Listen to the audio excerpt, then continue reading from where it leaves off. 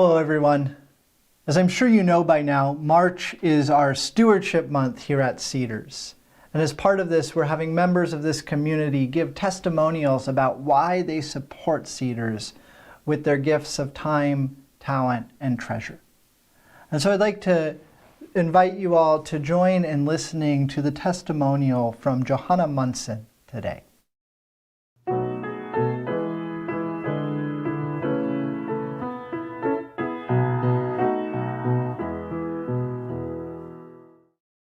Hi, I'm Johanna Munson, and I'd like to share a few thoughts I've had about why I am a member of Cedars Unitarian Universalist Church. So my favorite thing about this is that it's an exchange of energy. I give things like my time, my skills, and of course my financial resources as to the extent that I'm able. And I receive so much in return. It's just incredible when I think back over the last 9 years and how much I've grown because of Cedars. I have received the satisfaction that my talents are put to good use, and we all enjoy feeling appreciated. I enjoy the fact that I've developed so many new skills. I'm much more comfortable speaking to groups. I never thought I would be comfortable being recorded on video and showing up as a worship associate, but that's been a great joy over the last few months. And I've been on so many different committees, and especially rewarding was the Minister Search Committee. And so I receive support also in ways that are not quite as tangible. I have, I have a varied religious path to Unitarian Universalism. I dabbled in Mormonism. I was Catholic for a long time. I lived in Japan, and so I was learned about Buddhism and Shinto and different religions like that.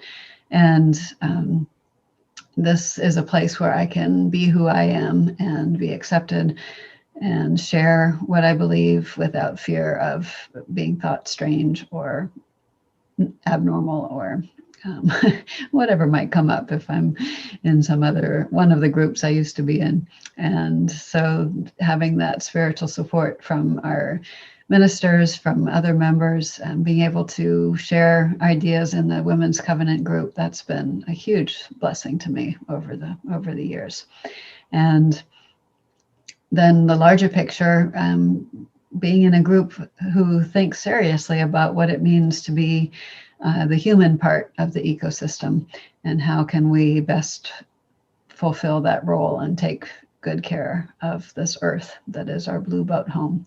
And so those are my thoughts, and thank you for giving me the opportunity to share. Good morning. Welcome to Cedars Unitarian Universalist Church. My name is Penny Brewer. I'm one of the worship associates here at the church, and I will be part of the service with Reverend Zachary Vincent today. Before we get started, I do want to acknowledge that members of our congregation occupy the ancestral, traditional, and contemporary lands of our Coast Salish tribes. The homelands of the Chimacum, the Clallam, the Duwamish, and the Suquamish.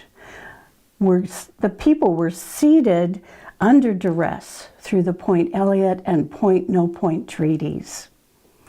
We're grateful guests on these lands and affirm their indigenous sovereignty, both past and present. This acknowledgement does not substitute for the need to build authentic relationships with modern-day members of these tribes and to learn about their living culture and history.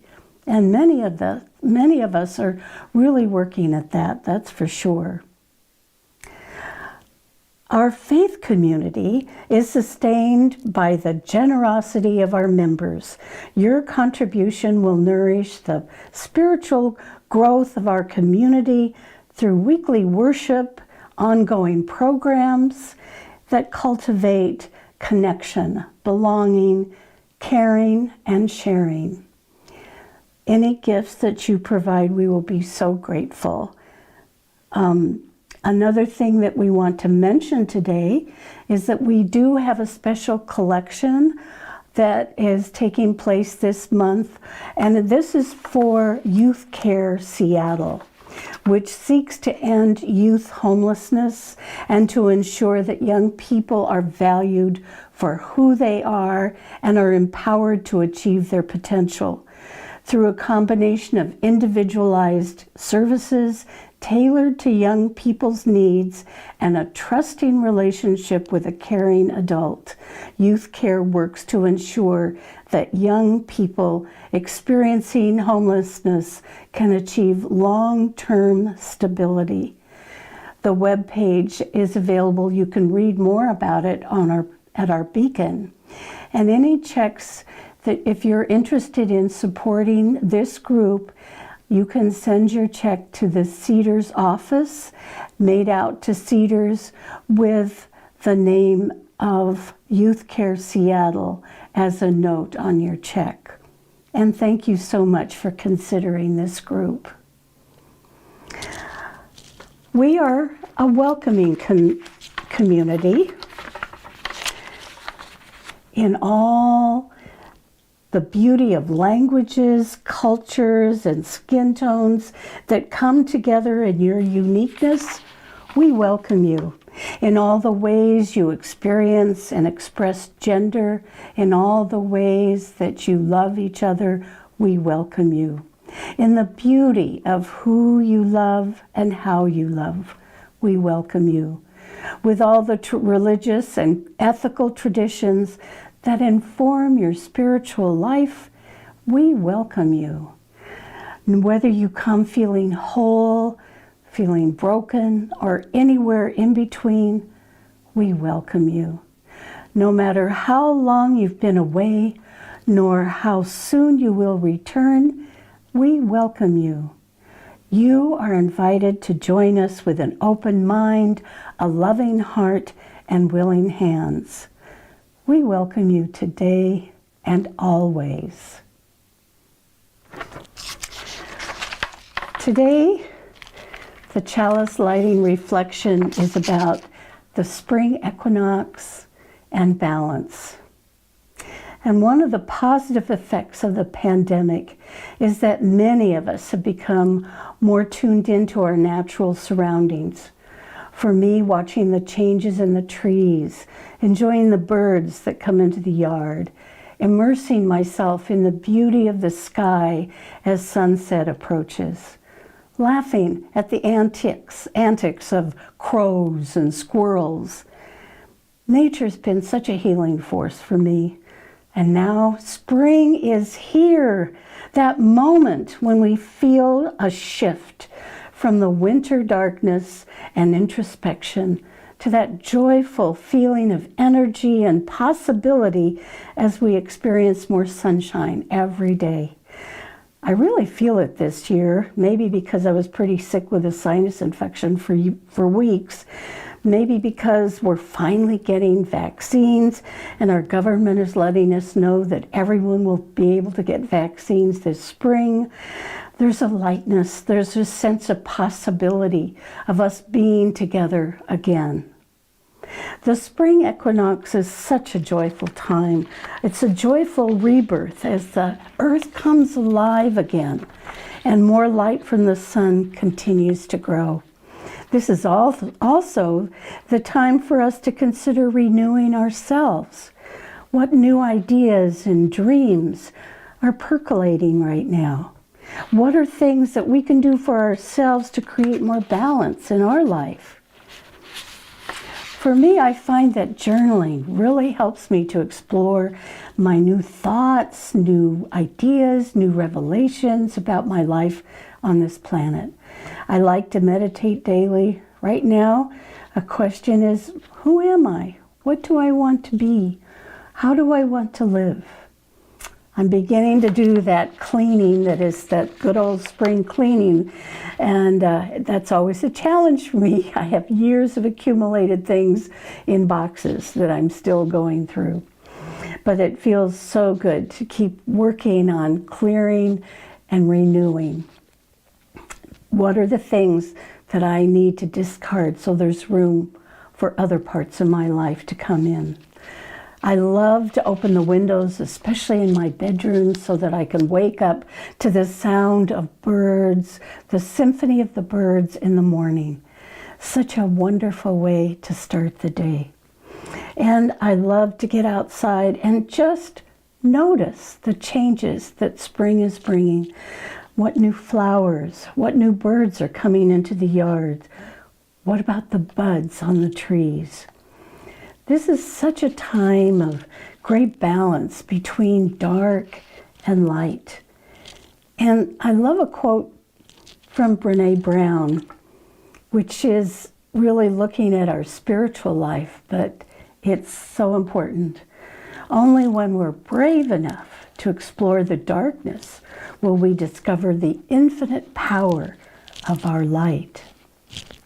We've been living in a lot of darkness, and we have been exploring our relationships to each other and to the planet. And now let the light shine on a new beginning for us all that allows greater inclusion, equality, and love for all. I dedicate the lighting of the chalice to creating a more positive relationship to our natural world and to each other. Thank you.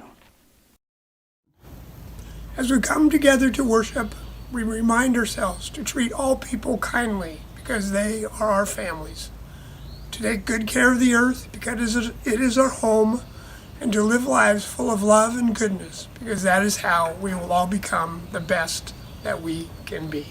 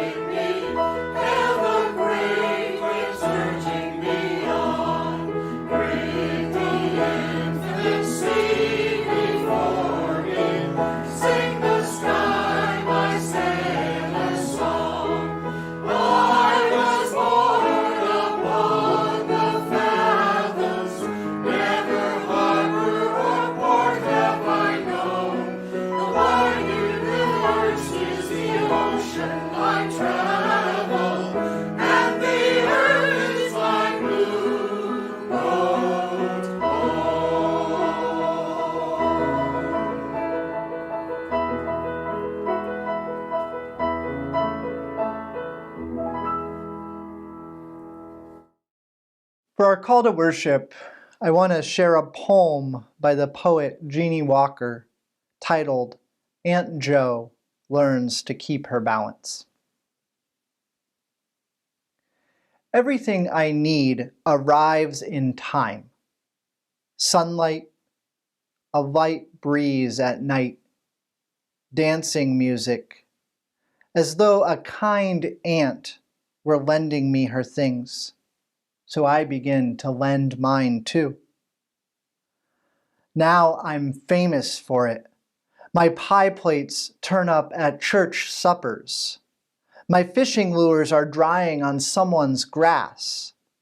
Last week, I sent my cat to be someone's mouser, and now her eyes glow like flashlights from the neighbor's basement window. Objects blow back and forth among us in an erratic trade wind. Sometimes I have too much, sometimes too little. Sitting on my porch, I count my rain hats. All afternoon, people have returned them. I look up. The sky lowers and growls.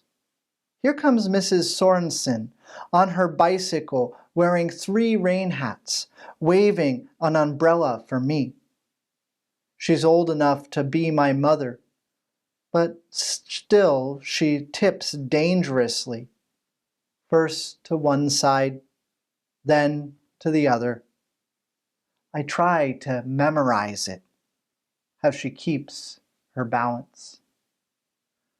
And so, as we come into this space of worship, may we seek within ourselves those places that need to be balanced and use this time to work to balance them together. Come, let us worship together.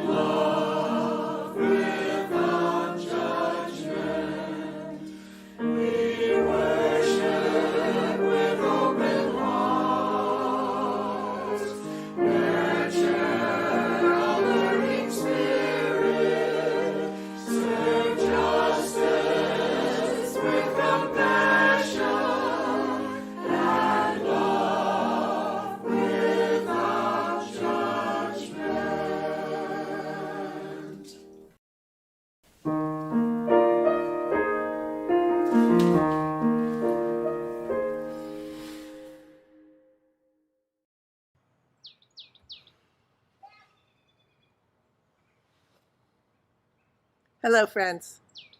I want to tell you today about a Unitarian ancestor named Henry David Thoreau. Now, Henry was born more than 200 years ago in 1817 in a little town outside of Boston, Massachusetts. He was from Concord, Massachusetts, and that's where he spent almost all of his life, right around the same place where he was born and grew up. You would think because of that Henry fit in, that he was a businessman or somebody important in his community, a farmer maybe with land, but that was not true. Henry was kind of, a misfit. He was a misfit and, he was also kind of a mystic. Those two go kind of well together here. Henry was a misfit in part because Henry paid attention to everything. Henry was interested in everything. Henry took notes on everything. It can be hard sometimes when you notice all these things around you and other people don't. And so Henry never quite fit in. But Henry found himself a way to carry on. And one of those ways was he built himself a cabin on the shore of Walden Pond. And he lived there for several years. And he wrote. He wrote about all of the things that he saw and he heard and he smelled and all of the things that those things made him think about. There was a lot of writing. He wrote every day. And one of the things he wrote about was the seasons. Henry was fascinated by the changing seasons, and one of the seasons he loved best was spring. The spring equinox, the time when things are in transformation, when everything is changing from one thing to another thing, when things that have been dormant under the ice and under the snow begin to come alive again. So Henry wrote about the coming of spring and how amazing it was, all of these new beginnings. Henry noticed that the squirrels began to chirp, chirp, chirp, chirp, chirp underneath his cabin. They weren't paying any attention to him. They were only paying attention to each other because it was spring. Henry celebrated the first sparrow that he saw. He celebrated the hawks that returned to look for the slimy things growing in the edges of the pond. Henry loved to measure the ice, to note exactly year after year when the ice melted and it was no longer safe to walk on Walden Pond. And more than anything, Henry loved the sound of cracking ice. He listened for it as the ice moved away from the shore and it made this wild, cracking sound. Henry knew that meant that winter was ending and spring was returning. Henry also loved to watch how the ice and the snow, when it melted on the cliffs near where he lived, would release sand, and sand would flow down and flow down and flow down day after day after day, making wild and crazy shapes. And Henry wrote down all the different shapes that the sand might make. Animals, different kind of plants. He said sometimes the sand even looked like poop, and he wrote that down too. He was delighted by all of the things. He loved to see the fresh new buds coming on the trees. He wrote down when that happened. When the first crocuses came up, he wrote down when that happened. Henry was paying attention to everything that was transforming around him. He didn't know quite what it would become, but he knew that it would be different. This was a time when things were opening up and changing, and he loved this time. And so, as we have reached the spring equinox, and things are changing and transforming into something fresh and new, let's be like Henry in the days ahead and pay attention to everything that is a sign of something new and fresh and alive to come.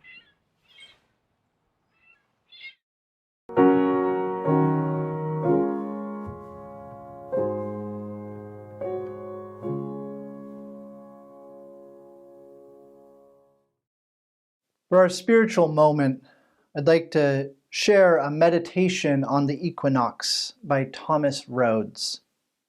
But before I share this meditation with you, I just invite you to make yourself comfortable, however you feel most comfortable and at ease. Let yourself arrive fully into this moment together.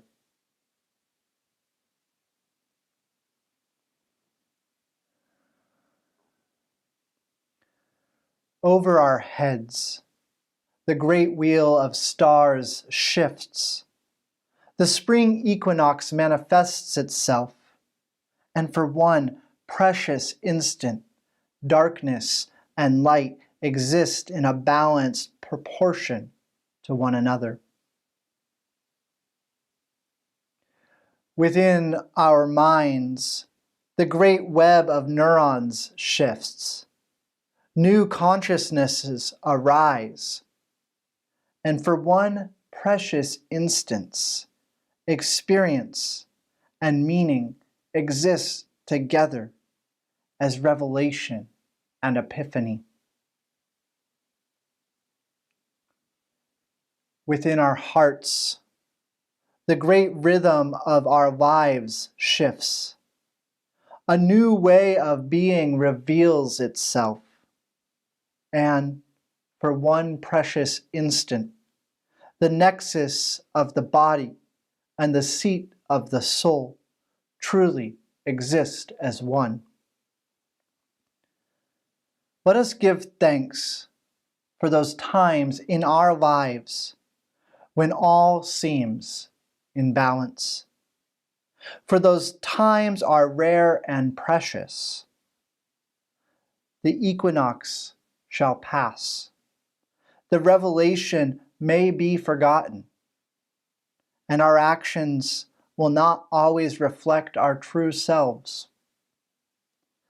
But through our gratitude, may we remember who we are, reflect on who we may become, and restore the balance which brings equanimity to our lives.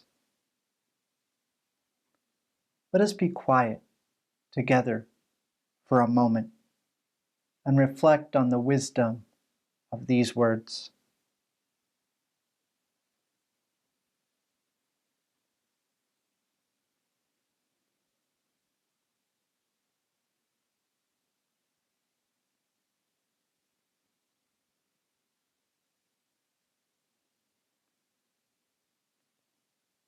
May the wisdom of these words and the balance found in this time together be with us both this day and in the days ahead.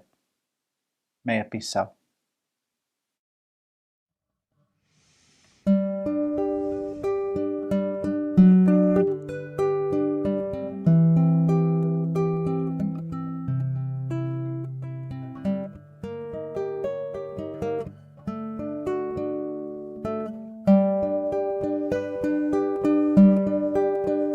When the sun comes around, it seems like spring is laying winter down.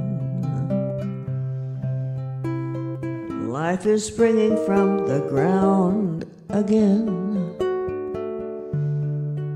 and there's a rainbow in each drop of rain. I'm alive, I'm alive, I get to live on earth today. She keeps my feet close to the ground,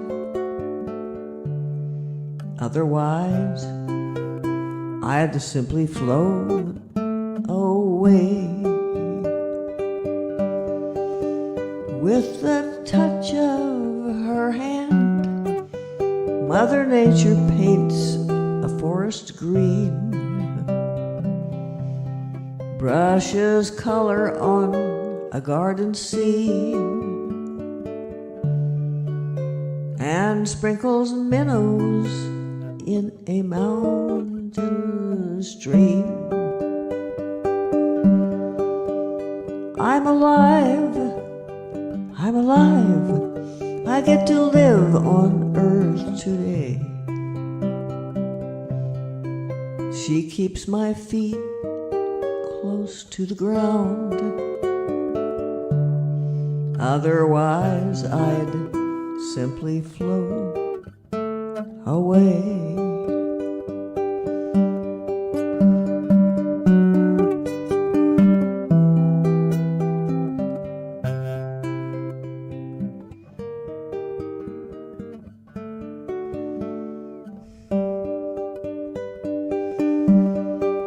Drops of rain on limbs of trees shine like diamonds in the morning sun.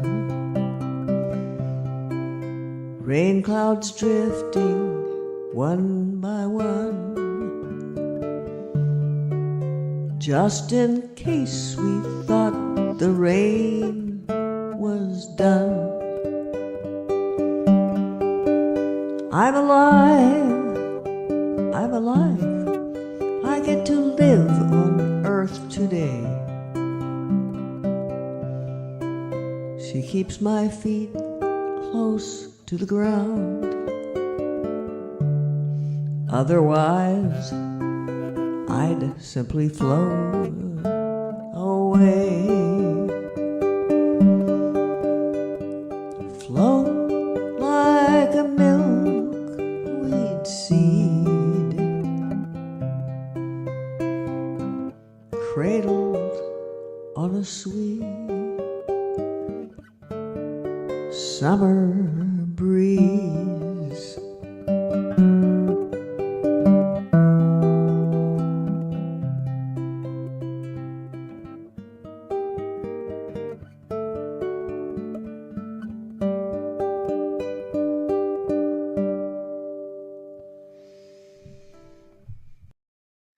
When I think of where we are in our year in terms of the seasons, at this point near the spring equinox, where the balance between day and night is palpable, the image of Mrs. Sorensen on her bike in the poem by Jeannie Walker comes to mind. Here comes Mrs. Sorensen on her bicycle, wearing 3 rain hats, waving an umbrella for me. She's old enough to be my mother, but she still tips dangerously, first to one side, then to the other. I try to memorize it, how she keeps her balance. The scene reminds me of a time when I was riding my bike and was unable to keep my balance. I had just started riding a bike without training wheels a few days before this incident. It took me some time to build up the confidence to really ride the bike by myself, but eventually I felt pretty steady and confident in myself and began to zoom around the block, pushing myself to pedal faster and faster, until, while turning one corner, I hit a section of loose gravel and lost all of my traction. My bike didn't wobble from side to side like Mrs. Sorensen's did, but rather simply slipped out from under me and sent me hurtling through the air into a fence. But the thing was, it wasn't just a fence. It was an electric fence. As if crashing my bicycle wasn't bad enough, the pain and shame was amplified by the jolt of electricity that ran through my body. As I picked myself up and began disentangling my body from the electric fence, the dog that the fence was meant to keep in the yard, came out from the house and began barking viciously at me. The scene was a spectacle, so much so that I didn't even notice the gravel that had embedded itself into my hands, or the gash that was under my nose and bleeding, a gash that if I shaved my mustache off now, you could still see a scar from. I didn't notice any of these things amidst the spectacle until I got home. That day taught me a lot about the importance of keeping your balance and the consequences that come when you allow yourself to lose your center of gravity. Balance is important, and it's not something we should only concern ourselves with when riding bikes. I think we can all think of a time when things in one area of our life have fallen out of balance, and the chaos or pain and hurt that seems to follow. Hopefully, all of us can also think of a time when things in our life felt in balance. When, like Mrs. Sorensen on her bike, maybe we wobbled a bit from side to side, but still managed through all of the wobbling to keep our center of gravity intact. Let's take a moment now. Let's take a moment and reflect on times in our own life when we have felt that metaphorical sense of being balanced or unbalanced. To reflect on your experience. What do you notice when you call these memories to the front of your mind? What in the situation caused you to feel either balanced or unbalanced anyway? What caused that feeling? Beyond the cause, how did you feel when you felt that feeling of balance? What was it like in your body? How did you feel when you were thrown off balance?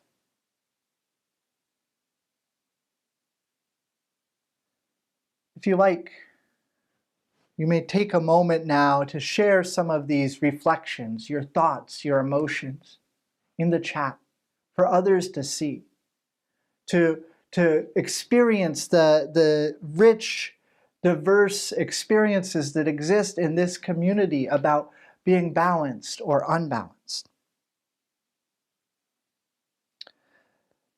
Thinking back to the poem by Jeannie Walker, though, another line jumps out at me. It's the line that says, "Sometimes I have too much, sometimes too little." In a very real way, this experience of having too much or too little has also taught me about balance. I think about last summer at the height of the gardening season. During this time, Elliot and I were drowning in produce. Beets, beans, greens, zucchini, pumpkins, squash, the list goes on. We made a good effort to eat what we could as it was growing, but eventually found ourselves overwhelmed. The zucchini alone can be overwhelming. Elliot made a good attempt to can a number of things, but as some of you may know, not everything cans super well, and to be honest, there's a limit to the number of jars that we can fit in our cupboards. Rather than letting all of this produce just go to waste, we decided to start giving it away to neighbors or people who stop by. We'd show up on someone's door with a basket or bag of veggies. A lot of our neighbors seemed actually quite shocked when we showed up. Once the shock wore off, they seemed grateful for the gift of produce and would often insist on trying to pay us or otherwise compensate us for the vegetables. We never took any payment and simply asked them to pay it forward. When you find yourself with more of something than you need, just remember to share. From these interactions, though, something began to happen. It was similar to when the speaker in Walker's poem lends out their rain hats, and eventually they make their way home. The poem says, "Sitting on my porch, I count my rain hats. All afternoon, people have returned them." That the speaker went and lent out all of these rain hats, presumably the last time it rained. And now, as they're sitting on their porch, all of these people are coming and bringing the rain hats back. The difference, though, between the speaker in Walker's poem and our case with the produce was that in our case, the produce wasn't what came back to us, but something started happening. Things did start coming our way unexpectedly. One neighbor, one day when we were home, knocked on the door and held up 2 freshly caught sockeye salmon. She gave them to us and thanked us for the produce that we had given her the week before. Another neighbor, when seeing me out in the front yard digging a trench for the drain pipes that go from our gutter to connect to the ditch, saw me out there digging the trench and came over and offered some help. Another neighbor stopped by with some homemade hot sauce. And another neighbor agreed to watch our dog Skagit when we were out of town. This way of giving and receiving felt balanced. It wasn't one-sided or given out of a sense of obligation to the other people. It started because at one point we had too much of something and shared it. And in return, the things we needed more of, an extra hand digging a trench in the yard, some fresh salmon or a dog sitter, and some hot sauce, the things that we needed more of suddenly found their way to us. Thinking about the way that these relationships balanced out, I'm reminded of a spiritual practice that was part of my early exploration into spirituality. When I was about 18 years old, I was introduced to a couple who practiced a type of energy work called Reiki. Reiki is a system that has a lot of mythology and pseudoscience built up around it. But all of that aside, Reiki is about helping to balance energetic forces. The word Reiki is often translated from Japanese into English as universal life force. And the practice of Reiki makes use of mental techniques, meditation and mindfulness techniques to focus and direct this life force, this energy towards people or situations that are lacking in such energy. It's about recognizing those places where there's a deficit of this life force energy and bringing it into those places such that there's a balance, that life can thrive in that balance. The concept, as it was taught to me, was about balancing these energies in a way that brings about harmony and opens us to the possibility of transformation and healing. It's this aspect of studying Reiki that I'm reminded of in reference to the situation Elliot and I experienced with our neighbors. We had something life-giving and shared it. And in exchange, the people we shared with gave back what they had. Does every relationship or interaction balance out in this way? No. But I do believe that there is value in giving and seeking to cultivate such a virtuous cycle of giving and receiving and giving and receiving. It's like Jeannie Walker says, everything I need arrives in time. Sunlight, a little breeze at night, dancing music, as though a kind aunt were lending me her things, so I begin to lend mine too. Life has already given all of us so much. Not everything it gives is a great gift. Some of the things that we've received are quite hard. Some are softer, but still jagged around the edges and cut a little when we hold them. And some truly are great. All of these gifts, though, no matter what label we place on them, have been a part of what has gotten us to this moment together. And as I have learned, when we seek to find a balance between what we give and what we receive, we are made better. Seeking balance in this way, in a way that is truly reciprocal, is a radical act. It runs counter to the structures of capitalism and consumerism that cause us to lean into the individualistic tendencies that many of us have. It causes us to hoard our resources as if what we do doesn't impact other people. This way of approaching life leaves many people disconnected and frankly dissatisfied. When this happens, we lose our balance and arguably cut ourselves off from the very source of life that caused us to be here in the first place.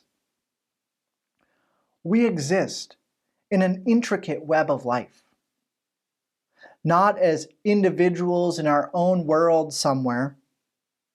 What happens to one among us impacts us all.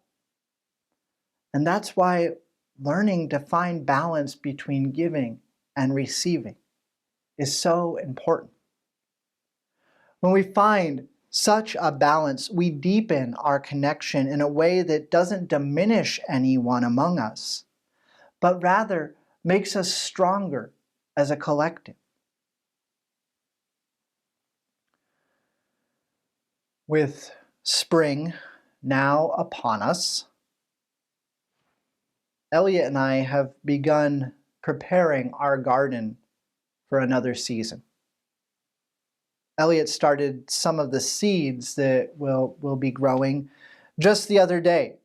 And I've spent some time out in the yard weeding some of the beds and preparing them for planting. I'm looking forward to another year of reciprocity and sharing, of deepening our relationships and strengthening our community. It reminds me of the cliche saying, sharing is caring. And while this saying might be a little bit cliche, I do believe it's true. The way that we share, the way that we give and receive from one another is an expression of care. Care for ourselves and for each other. It's a way of balancing life such that things feel a little bit more equitable. In closing, I want to invite all of you to use this time that we're in near the spring equinox, this time of balance between barren and bountiful, to reflect on the places in your life that feel out of balance, the relationships and situations that you encounter, and ask yourself, what do I have to offer? Or what do I need to receive to bring balance? Where is that life-giving force that we have and share with each other needed? What would bring you a sense of deep harmony? Where are those places where the lopsided nature of your life could be smoothed and made symmetrical? What does balance look like for you? To the glory of life.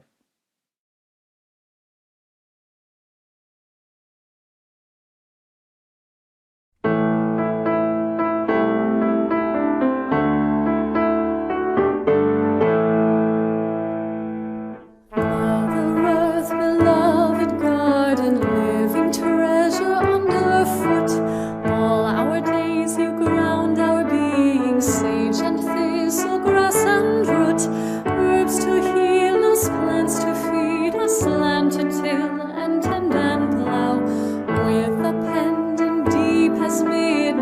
forth, we ask you be here now. Father, ere your inspiration holds together all that lives, as we breathe, our minds see clearly, leading us to love and give. Raging whirlwind, whispered breezes, violent gale, and gentle cloud. With a blade as sharp as morning east, we ask you be here now. Brother fire, great transformer, share the passion of the sun. In our hearts your warmth revives us, cooks our food and heats our homes. Flaming candle, blood within us, blazing desert, will to grow. With the wand directing power south, we ask you be here now. Sister water ever flowing, ocean, river, pond and rain, drink we now and quench our thirsting, cleanse us, we begin again. Mist and ice, a host of changes, all that courage will allow. With the cup, the holy chalice west, we ask you be here now.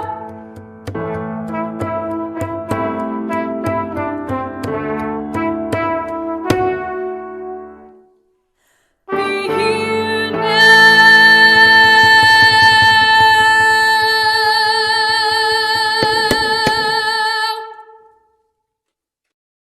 We extinguish this flame, but not the light of truth, the warmth of community, or the fire of commitment. These we carry in our hearts until we are together again.